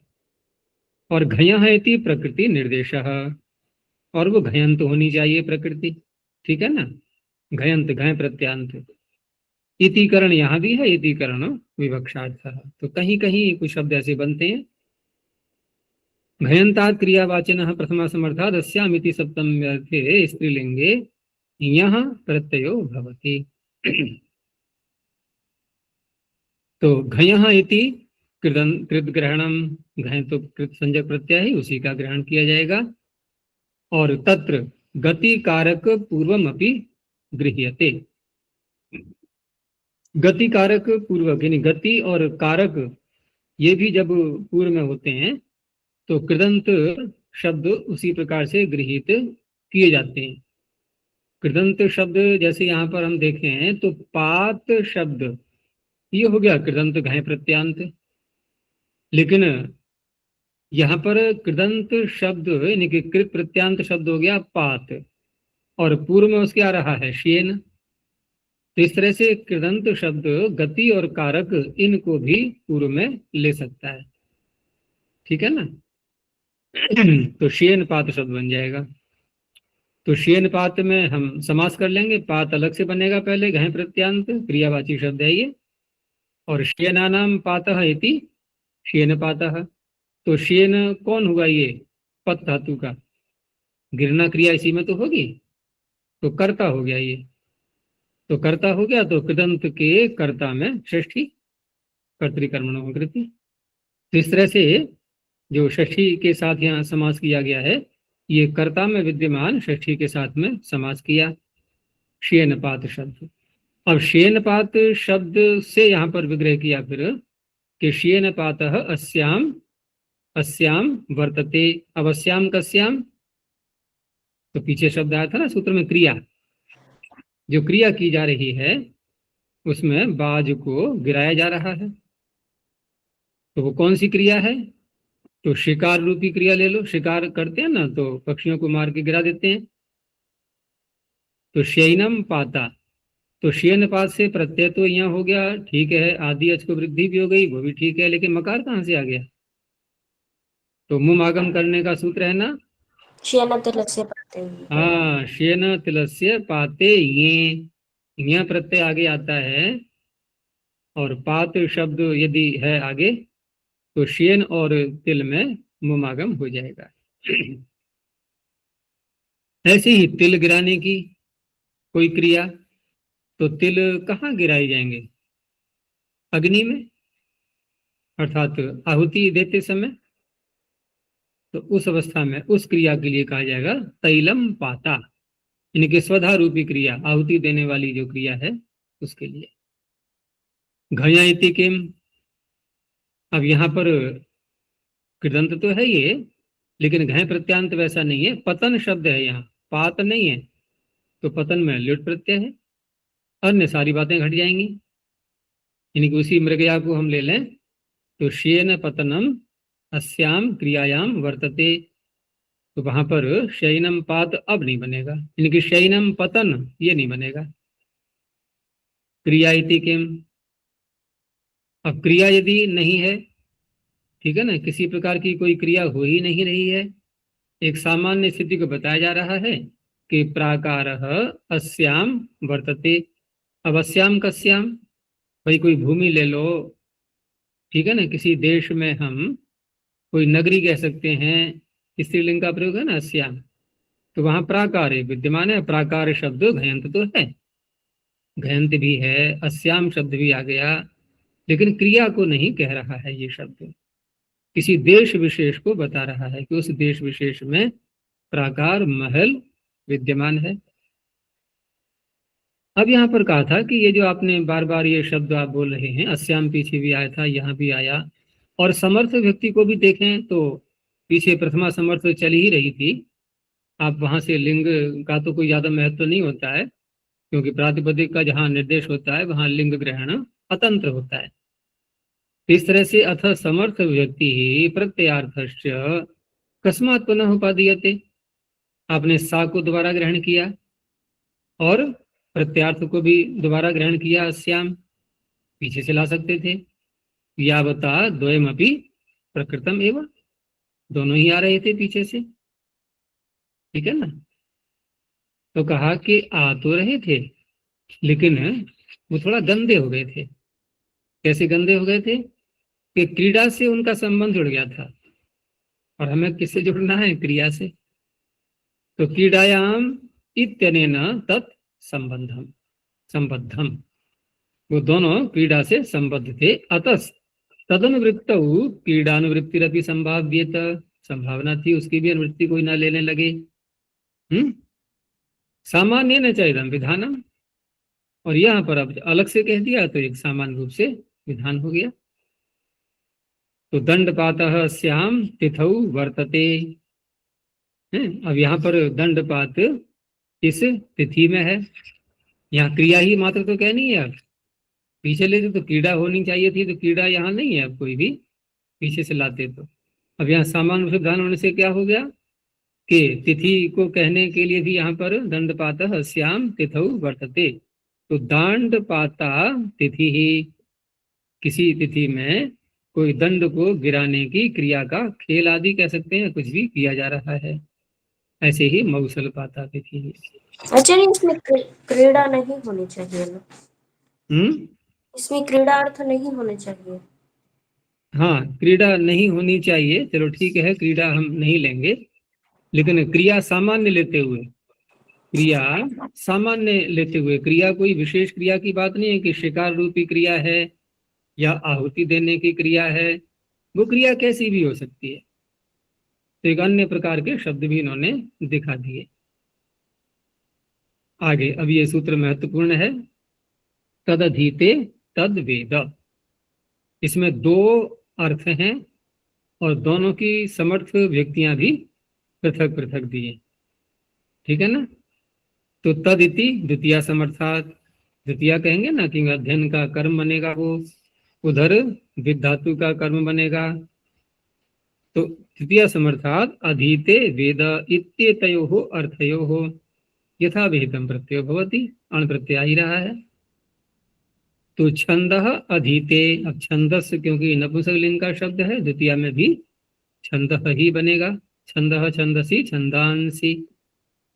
तो छंद को पढ़ने वाला, अब ये पढ़ने वाले से तात्पर्य, क्योंकि वेद शब्द अलग से आ रहा है, क्रिया अलग से आ रही है, जानना, तो फिर अधीते का हम अर्थ क्या लेंगे यहाँ पर? मात्र पढ़ना, पाठ मात्र, ठीक है ना, प्रसंग के अनुसार अर्थ करना होता है। वैसे तो पठ धातु और अधि उपसर्ग पूर्वक इंग अध्ययन है, इंग धातु, इन दोनों में हम जब भेद करते हैं सामान्य रूप से, तो ऐसी व्याख्याएं की जाती है ना कि पठ का अर्थ हो गया केवल पाठ मात्र, पठ व्यक्तायम वाची, बड़ी सुंदर स्पष्ट ध्वनि आ रही है, शब्द बिल्कुल साफ साफ सुनाई दे रहे हैं, वर्ण अलग अलग, व्यक्तवाणी तो है लेकिन बोलने वाले को पता ही नहीं मैं क्या बोल रहा हूँ। कि मंत्र सुनाओ, विश्वाणी देव सवितर, कि जरा अर्थ ही बोल दो इसका, कि ये मुझे नहीं पता। तो ये क्या हो गया? पठन। अब अधि और इंग, अधि शब्द से हम बता रहा है कि उसमें बिल्कुल अंदर घुस चुके हैं, अब उसे कहते हैं अध्ययन। तो वहां अर्थ हम कैसे लेते हैं अध्ययन का?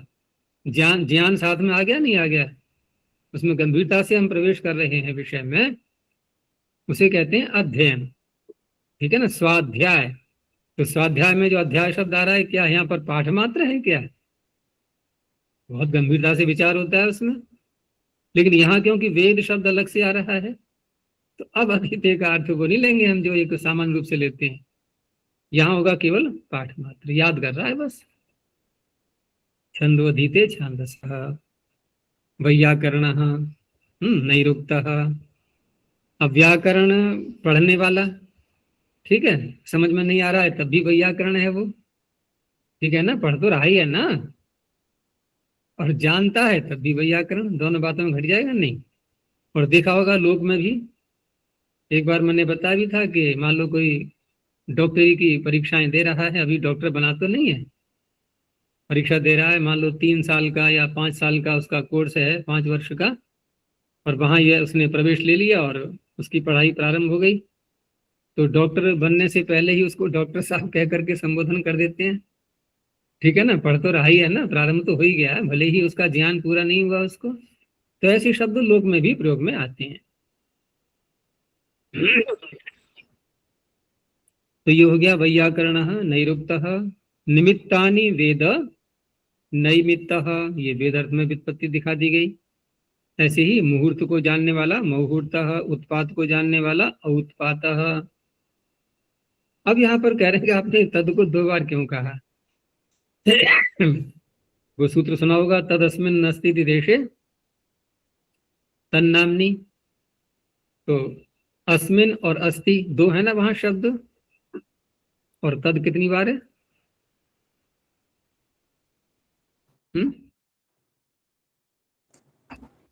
एक।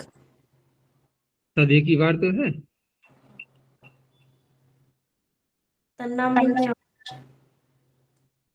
नहीं उसकी नहीं करा था ना, वो अलग हो गया। वो तदस्यास्त्यस्मिन्निति, वहां ध्यान पहुंच गया मेरा। तो तदस्यास्त्यस्मिन्निति मतो, इसमें अस्ति, तद अस्य अस्ति, ठीक है ना, और एक अस्मिन शब्द भी आ रहा है, अस्य और अस्मिन, और तद कितनी बार है? एक बार। तो तद अस्य अस्ति, फिर दोबारा उसी तद को ले लेते हैं, तद अस्मिन अस्ति, हो गया ना अर्थ। तो यहां भी तो आप ऐसे ही कर सकते थे कि तद अधीते वेद, तद को 2 बार ले लेंगे। तो कहा कि द्विस तद ग्रहणम अन अधियान विदुषो पृथक विधानार्थम। अगर हम एक ही तद एक बार लेते तो अर्थ ये भी हो सकता था कि केवल मात्र पाठ अर्थ में प्रत्यय न होकर के पाठ के साथ साथ उसका ज्ञान भी समझ भी रहा है, उस अर्थ में होने लगता फिर ये। अब यहाँ क्या हुआ कि 2 बार तद ग्रहण करने से केवल पाठ मात्र करने वाले को भी हम प्रत्यय करके ये शब्द बोल सकते हैं, और जो विद्वान है जान रहा है उसको भी कह सकते हैं। ये इसका प्रयोजन है। 2 बार तक ग्रहण करना।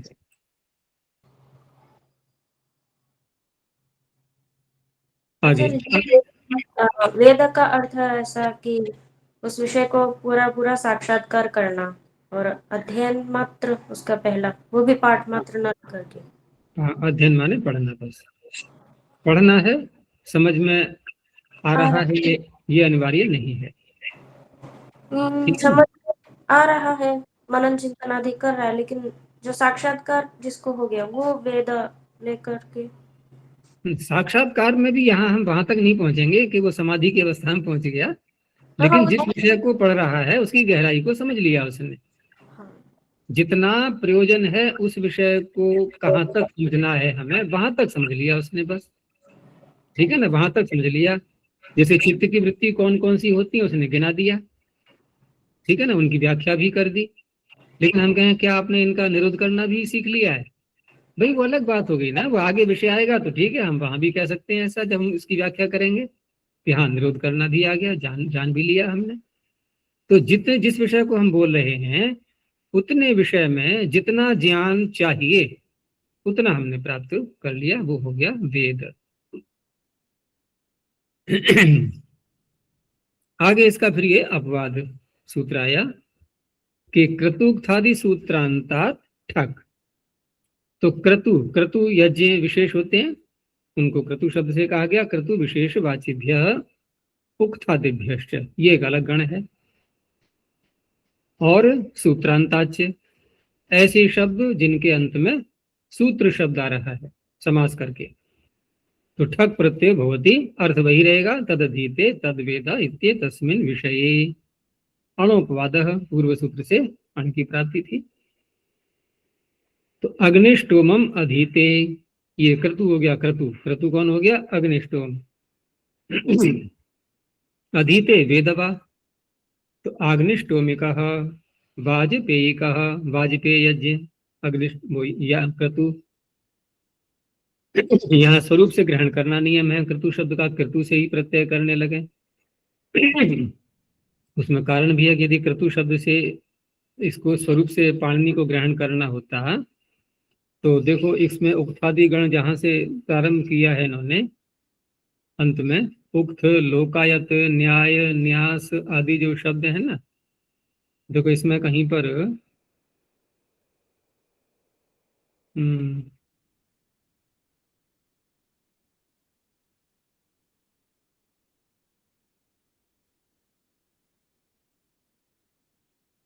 उक्त, लोकायत, न्याय, न्यास, निमित्त, पुनरुक्त, पुनरुक्त, यदि, चर्चा, धर्म, प्रमेय इत्यादि। अच्छा, इसमें तो नहीं है क्रतु शब्द।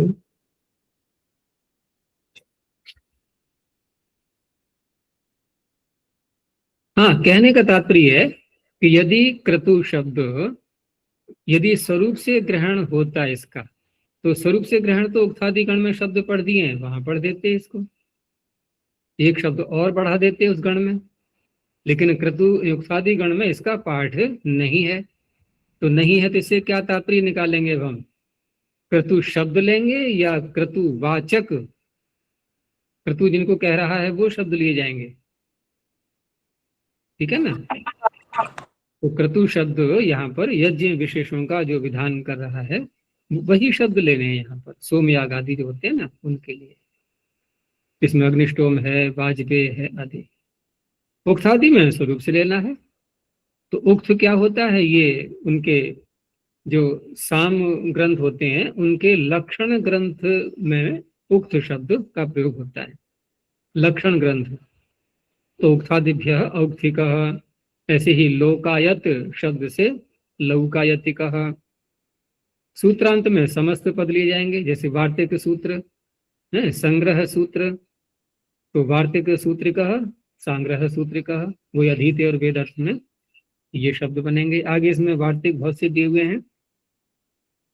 इसमें कहा कि सूत्रांताद अकल्पादे ऋष्यते। सूत्रांत जो आपने कहा सूत्र में कि सूत्रांताद ठग, तो उसमें थोड़ा सीमित कर रहे हैं, ये व्यापकता नहीं रखनी है ज्यादा शब्द की, कि उसमें कल्प आदि शब्द यदि प्रारंभ में आ रहे हैं तो उनको नहीं लेना है, अकल्प आदि है। जैसे कल्प सूत्र है, क्योंकि पीछे उदाहरण क्या आया था, वार्तिक सूत्र और संग्रह सूत्र ये आया था। यहाँ है कल्प सूत्र, तो यहाँ ये सूत्र प्रत्यय नहीं करेगा, फिर हक प्रत्यय यहाँ अण ही होगा, सामान्य सूत्र तदधीते तद्वेद से। तो कल्प सूत्रम अधीते काल्प सूत्र अण एव भवति। आगे उक्त शब्द के विषय में बताते हैं। उक्त शब्द केषु चिदेव सामसु रूढ़, सभी सामों में इसका प्रयोग नहीं होता है, कुछ ही सामों में ये रूढ़ है, ठीक है ना। और वो कौन से साम है, तो कहा यज्ञा यज्ञीय, ये साम का नाम हो गया, यज्ञा यज्ञीय साम। ये साम अलग अलग है ना, जो गेय मंत्र होते हैं तो उनके नाम रखे गए हैं अलग अलग। तो यज्ञा यज्ञियात परेण यानी गियन्ते, जो एक क्रम रखा गया है इनका, उसमें यज्ञा यज्ञीय से परे जो गाए जाते हैं उनमें ये उक्त शब्द रूढ़ है। न च तानि अधियाने प्रत्यय इष्यते, ठीक है ना। तो उसमें एक चीज और भी है कि न च तानि अधियाने, उनका केवल अध्ययन मात्र होता है, उस अवस्था में ये प्रत्यय इष्ट नहीं है। फिर कौन से अर्थ में आएगा, किम तर्हि कि साम लक्षणे औक्थिक्ये वर्तमानः उक्त शब्दः प्रत्ययम उत्पादयति। अर्थात जब ये उक्त शब्द जो है, ये साम लक्षण जो औक्थिक्य अर्थ है, उस अर्थ में जब ये वर्तमान होता है तब ये प्रत्यय की उत्पत्ति करेगा। तो उक्तम अधीते औक्थिकः, अर्थात इसका अर्थ क्या होगा अब कि औक्थिक्यम अधीते इत्यर्थः। केवल उक्त का अध्ययन मात्र उस अर्थ में नहीं होगा ये, बल्कि साम का जो लक्षण है उसमें औक्थिक्य को कहने के लिए जब उक्त शब्द का प्रयोग करेंगे, नहीं औक्थिक्य के रूप में, औक्थिक्य अर्थ को कहने के लिए, तो उक्तम अधीते शब्द तो यही बोला जाएगा व्युत्पत्ति में, और प्रत्यय करके भी बनेगा औक्थिकः शब्द। लेकिन औक्थिक का अर्थ क्या कहलाएगा, जो औक्थिक्य का अध्ययन कर रहा है। और औक्थिक्य क्या है, ये साम लक्षण ग्रंथ है, उसमें ये प्रत्यय की उत्पत्ति करेगा। तो और औक्थिक्य शब्दाच प्रत्यय न भवति एव, अब प्रत्यय तो उक्त से हुआ और अर्थ निकला औक्थिक्य का अध्ययन करने वाला। तो प्रश्न उठेगा कि औक्थिक्य शब्द से ही आप प्रत्यय क्यों नहीं कर देते सीधा, तो कहा उसका कोई प्रयोग मिलता ही नहीं, क्योंकि रूढ़ है ना ये सारे शब्द। तो रूढ़ होने से, औक्थिक्य शब्द से अनभिधान होने से प्रत्यय की उत्पत्ति नहीं होती। एक तो ये हो गया। एक अन्य वार्तिक दिया कि विद्या लक्षण कल्प सूत्रांताद इति वक्तव्यम। विद्या अंत में हो, या लक्षण शब्द अंत में हो, अथवा कल्प शब्द अंत में हो, अथवा सूत्र शब्द। तो सूत्र का उदाहरण तो पीछे आ ही चुका है, ठीक है ना। तो ये और जोड़ देने हैं इसमें। तो वायस विद्या, इसका अध्ययन या जानने वाला वायस विद्या का, ठीक है ना, कौओं की विद्या। अब कौओं की विद्या में क्या आएगा, उनकी सारी प्रकृति, उनके स्वभाव, उनके कार्य, उनकी ध्वनियां कैसी कैसी होती हैं, ये सब विद्याएं होती हैं अलग अलग प्राणियों की। ऐसी ही सर्प विद्या, तो सर्प विद्या का गो लक्षण शब्द से गाय के लक्षण कौन कौन से होते हैं उसको जानने वाला, तो गौ लक्षणिकः, आश्व लक्षणिकः। कल्पांत का दिया मातृकल्पिकः, पाराशर कल्पिकः, सूत्र का ही चुका था। आगे कहा विद्या च न अंग क्षत्र धर्म संसर्ग त्रिपूर्वा। विद्या और ले लिया है, यानी विद्या अंत वाला कोई शब्द है तो वहां पर भी ये प्रत्यय हो जाएगा। जैसे अंग विद्या शब्द है, ठीक है ना। नहीं, इनका कहना यह है कि विद्या अंत में होते हुए, विद्या अंत में होते हुए हम जब प्रत्यय करेंगे, पीछे जो वार्तिक था ना ये विद्या लक्षण कल्प सूत्रांतात्, तो उसने तो विद्यांत सारे ही शब्द ले लिए, तो उसकी अतिव्याप्ति को थोड़ा सीमित कर रहे हैं इस वार्तिक से, कि आपने जो विद्यांत शब्दों को लिया है वहां पर अंग क्षत्र धर्म संसर्ग और त्रि, ये शब्द यदि विद्या से पहले आ रहे हैं तो आप ये प्रत्यय नहीं करेंगे, वहां फिर अण प्रत्यय ही होगा। तो अंग विद्याम अधीते आंग विद्या, क्षात्र विद्या, धार्म विद्या, सांसर्ग विद्या और त्रैविद्या। आगे आख्यान आख्यायिका इतिहास पुराणेभ्यः ठग वक्तव्य। अब ये जो शब्द हैं इनसे यहाँ पर ठग प्रत्यय का विधान किया गया है। तो आख्यान आख्यायिकयोः अर्थ ग्रहणम, ये जो शब्द हैं दोनों, ये अर्थ इनका लेना है हमें, आख्यान का और आख्यायिका का। इसमें हमें स्वरूप से ग्रहण नहीं करना है। लेकिन अन्य जो शब्द हैं दो वार्तिक के अंदर, इतिहास और पुराण, इनका स्वरूप से ग्रहण करना है।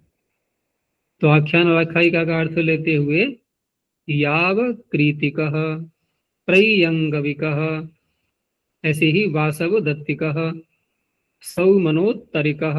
अब ये सब क्या है?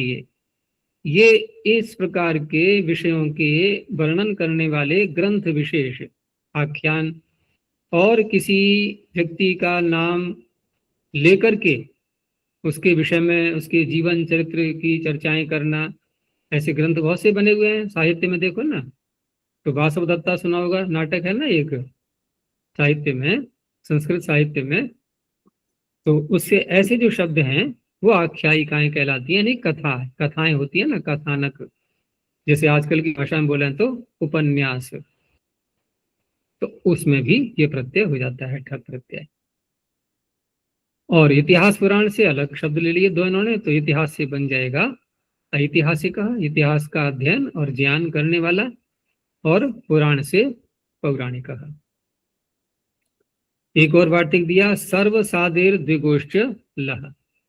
सर्व शब्द पूर्व में आ जाए, ठीक है ना, अथवा सादी स, सादी माने स पूर्व में आ जाए, और द्विगु संज्ञा जिस शब्द की है, तो उनसे जब आप प्रत्यय करेंगे अधीते और वेद अर्थ में, तो उसका लह, लह माने, ये शायद पहली बार आया होगा ना, लह, लह माने लुक। ये पूर्वाचार्य लुक को जो है ल कह करके बोलते थे, तो लह का अर्थ हो गया लुक हो जाना, प्रत्यय हट जाएगा। तो सर्ववेदम अधीते इति सर्ववेदः सर्वतंत्रः, और सादी में समान को सादेश करके तो सवार्तिक ससंग्रह, यानी वार्तिक सहित, संग्रह सहित, यहाँ ये अर्थ हो जाएगा। तो इसमें अभिभावे चाकाले से समान के स्थान, वो सह शब्द के स्थान पर, सह है ये, सह शब्द के स्थान पर स आदेश कर देंगे। जुगु संज्ञक से द्विवेदः और पंच व्याकरण। आगे अनुसूर लक्ष्य लक्षणे च। अब अनुसू नाम का ग्रंथ, ठीक है ना, इस शब्द से हो जाएगा, और लक्ष्य और लक्षण शब्द से। तो अनुसूर नाम ग्रंथः तम अधीते आनुसूकः, लक्ष्य शब्द से लाक्षिकः। तो लक्ष्य शब्द में यहाँ पर उसका भी यकार का भी लोप हो जाएगा बाद में, और लक्षण शब्द से लाक्षणिकः। आगे प्रत्यय बदल दिया इन्होंने अब कि इकन बहुलम पदोत्तर पदार्थ, पद जिसके उत्तर पद में है ऐसा कोई शब्द, जैसे पूर्व पद, तो ऐसे शब्दों से अधीते वेद अर्थ में इकन प्रत्यय होता है बहुल करके। तो बहुल का दूसरा पक्ष तो नहीं दिखाया है इन्होंने, तो पूर्व पदिकः, यहाँ इकन प्रत्यय, यहाँ आदि अच को वृद्धि का कोई प्रसंग है नहीं। आगे शत षष्टे शिकन पथो बहुलम, शत शब्द और षष्ठी शब्द, इसमें पंचमी है, इनसे उत्तर जो पथिन शब्द है उससे शिकन प्रत्यय करना है बहुल करके। तो शत पथिन, यानी शत पथ बना लेंगे पहले समास करके, उससे शिकन प्रत्यय, तो शिकन में शीत होने से स्त्रीलिंग का भी शब्द बन जाएगा नीश करके, तो दोनों दे दिए इन्होंने, पुल्लिंग का स्त्रीलिंग का। शतपथिकः शतपथिकी, और षष्ठी शब्द से उत्तर पथिन शब्द, तो षष्ठी पथिकः षष्ठी पथिकी। अब वार्तिक में बहुल शब्द भी आ रहा है, तो बहुल ग्रहणाद अण अपि भवति, तो अण प्रत्यय कर लेंगे तो शात पथः और षष्ठी पथः। आगे इन्होंने फिर उक्तादि गण दे दिया है ये। अब ये जितने वार्तिक हमने बोले थे अब तक, ये सारे वार्तिक गण सूत्र के रूप में इस गण के अंदर भी आ गए हैं, ठीक है ना। और यहाँ से प्रारंभ होगा ये सूत्रांताद अकल्पादेय से, आयुर्वेद के आगे से। तो ये देख लेना सब।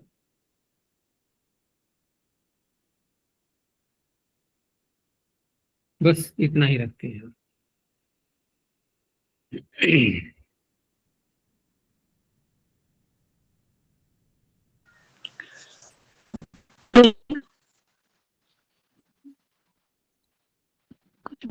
कुछ पूछना चाहते हैं अभी बाद में करेंगे गुरु जी? प्रणव ध्वनि, ये अभी थोड़ी देर में करते हैं। ओ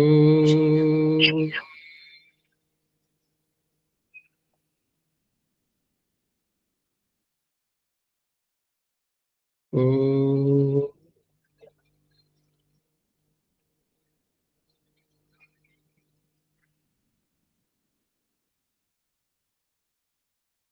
ओ